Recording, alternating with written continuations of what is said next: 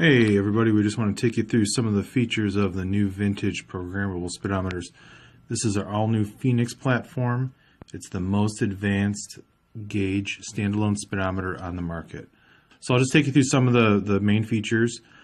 First thing you'll notice is we have we no longer have an LCD screen, we have an OLED. Basically that's a miniature television. This one is a 2-color high contrast unit. We can display graphics for you. We can display basically any information you need to see on this screen.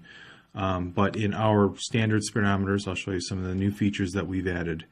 Odometer, trip odometer, just like normal. We've added a service indicator here. You can monitor how many miles to change your oil, rotate your tires, whatever you need to do. We have vehicle speed already built in here.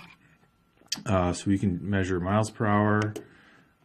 We also can measure toggle to kilometer per hour, and the same is true for kilometer versions of our speedometers. You can toggle back and forth.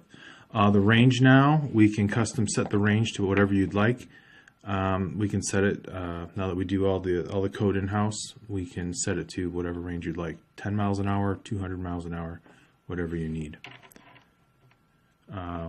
We have our peak speed. That's more of a commercial function, but it's kind of nice for the aftermarket as well. Now we've also added our performance tires. So 1/8 mile timer, 1/4 mile timer, 0 to 60 time. Those are all incorporated into the main function of the speedometer. Go back to that. Now I'll show you some more of the features within the boot menu. To get in the boot menu, all we're going to do is hold in the programming button while turning on the key. So what we've got here is we've got our new setup menu. It indicates that we're going to set up.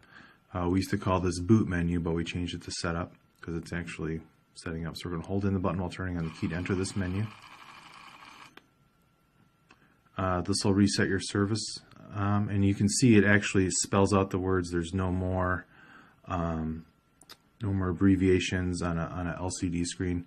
Manual calibrate, that'll allow us to enter the pulses manually. Very easy to do. We'll go through that in another video. Auto calibrate, that's your drive a mile function or kilometer depending on the model you have. Again, much easier. We'll go through that in the next video as well. Input filter, that's to set your input settings for whichever speed sender you have. There are a wide range on the market, so we included this filter so you can actually set it up specifically for that speed sender. That way you know it's going to work all the time accurately. Again, we can set your service here. Overspeed indicator, this is a commercial function. This is all a function that rolls over into our programmable text that you'll see soon. Set odometer, this is a new function that we've added. We've had a lot of people call on this, and we had to work closely with some local authorities to make sure that we could do this. This allows you to set your odometer to whatever mileage you'd like within the first 100 miles of use. So if your car has 60,000 miles on it, put in a new dash, you go ahead and you can set this to 60,000 miles and you'll continue on with your mileage just as it was.